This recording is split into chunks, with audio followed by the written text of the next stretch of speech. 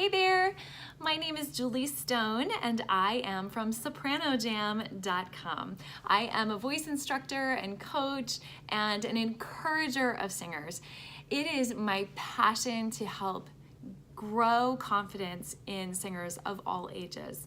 And one of the ways that I do that is to equip people with knowledge and understanding about how their voices work and to give them very actionable tools in order to make changes in their voices.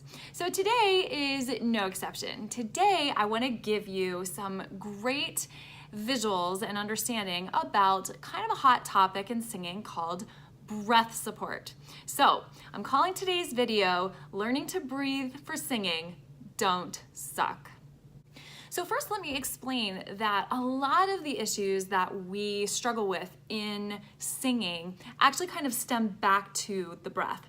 You see, the breath is actually the fuel for the tone. So if you need gas to get those vocal cords moving, it comes from the breath. And I think, once I point that out, if you didn't know that already, it's pretty obvious, right?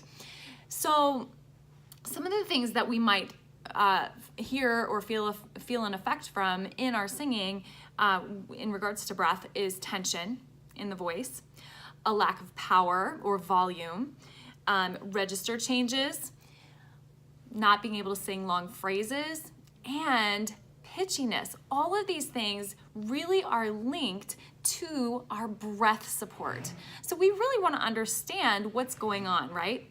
So I took a video last year with my daughter on a field trip because I thought this is the perfect example of what I want people to understand about how breath support actually fuels the tone. Take a look with me.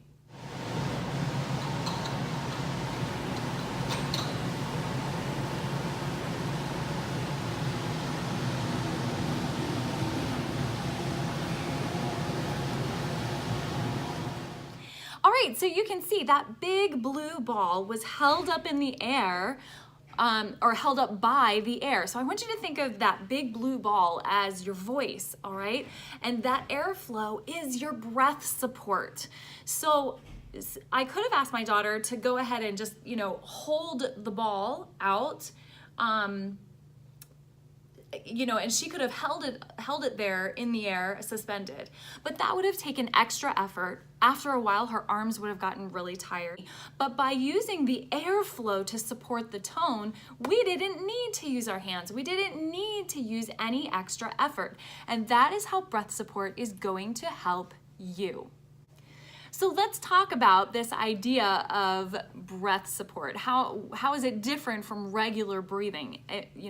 I'm using breath to produce my singing or my speaking voice. So how is it different when I produce my singing voice?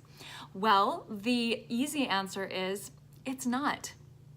You use breath support all the time in your everyday life. So your body already actually knows what to do. When we expel sound through our vocal cords, out of our mouths, our breath support kicks in. If I start talking really, really softly, then my body is not very actively engaged. But if I start talking with projection, then my body fuels my tone. And it's not me thinking, oh, I better support those notes. No, I just tell myself, or I just decide that I'm gonna make this big sound and my body does what I need it to do. So the same thing will happen in your singing. Now, before you get too excited, there are ways that we might struggle with allowing this to happen in our singing tone, and there are ways that we can actually get better at singing as well, or at breathing for singing as well. So a couple things that I want you to know about your breath system. All right, I'm not going to go into a lot of detail. I'm going to keep this video pretty short, but here are a few things that you might not know. First of all, your body acts as a vacuum. If you are fully relaxed, then your body is going to take in air in order to sort of stabilize or equalize the air pressure on the outside with that which is inside. So here's a really easy thing for you to do. Just open your mouth and open your throat. Like, don't stop the air from coming in. If you just open your mouth you should feel a little bit of expansion down in the lower part of the rib cage.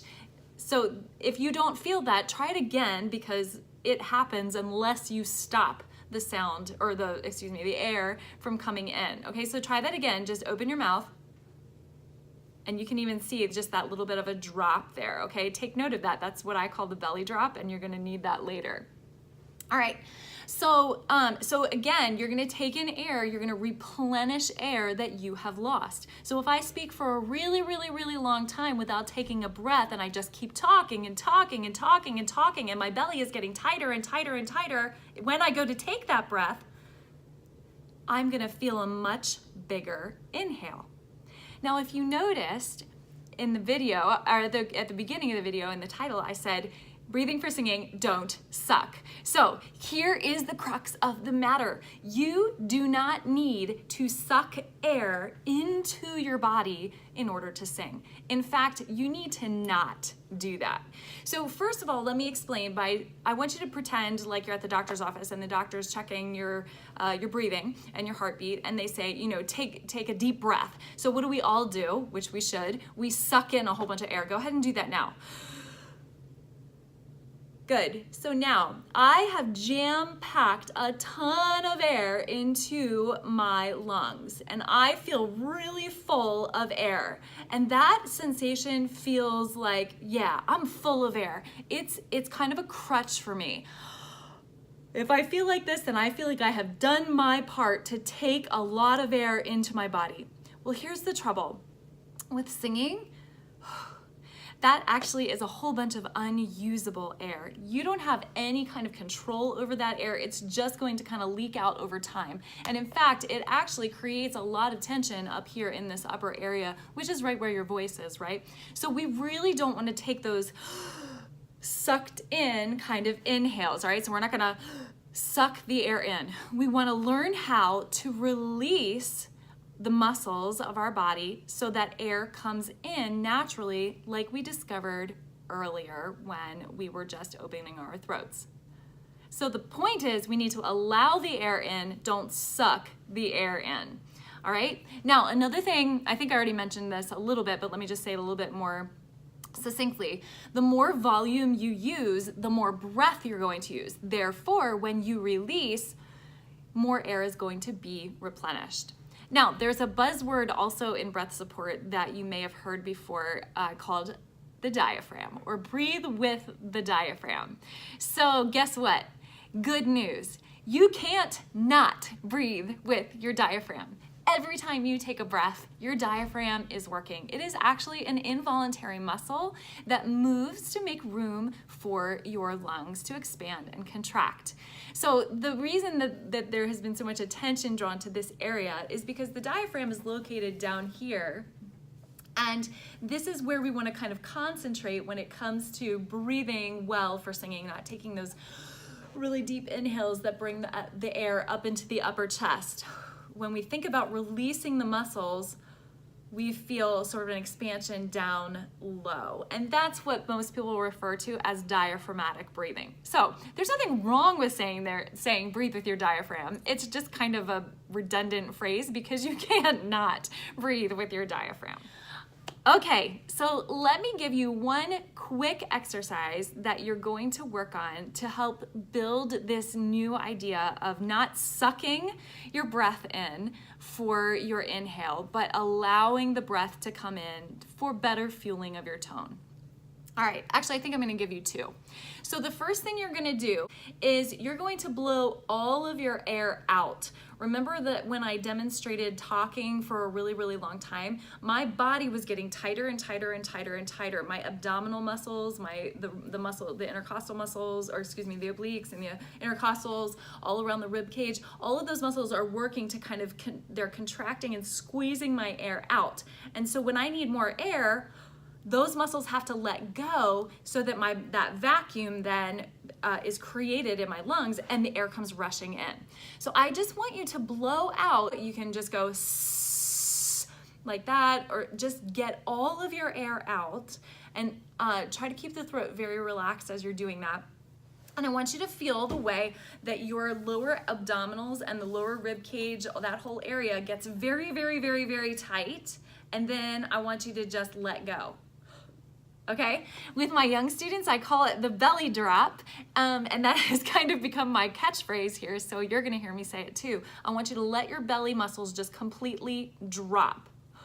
If they don't drop, the only place for that air is to fill up. And remember, that's not how we want it to feel, okay? So again, you don't need to really do anything differently than what your body naturally does, but sometimes when we think about it, you know, we put extra, we want to do more, but I want you to do less and I want you to allow more.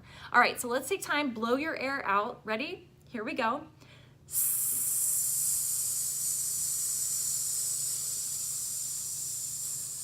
And let go. Good.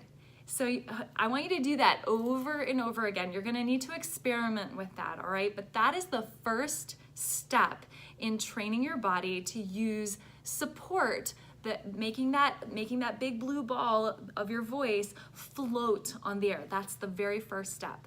Now, the second step I want to show you is that your voice already does this. I want you to speak in 3 different volumes. Speak at a whisper and just kind of notice what happens if you speak at a whisper, how your belly muscles really don't get very tight at all, okay? Now, they do a little bit because you're still using air. Secondly, speak at kind of a regular volume that you would have in a conversational tone. And then I want you to project your voice very firmly as if you were giving a speech and you were being very emphatic. Again, you're drawing your awareness down to your lower abdominal muscles. And I said 3, but I'm gonna say 4. So I want you to shout very loudly, like you're calling somebody across the room or they're about ready to go out the door and you gotta catch them before they leave. So you shout very loudly, call somebody's name. And I want you to feel what your body does in order to create that very loud sound. And this is a great demonstration of how you already have this foundation built into your body. So we just have to learn to tap into it and do it on purpose and utilize it for singing. I hope that is very enlightening for you and helpful. I would absolutely love to hear more about your experience with this. So please feel free to leave a comment, email me at SopranoJam and SopranoJam.com, and I hope that I will see you soon.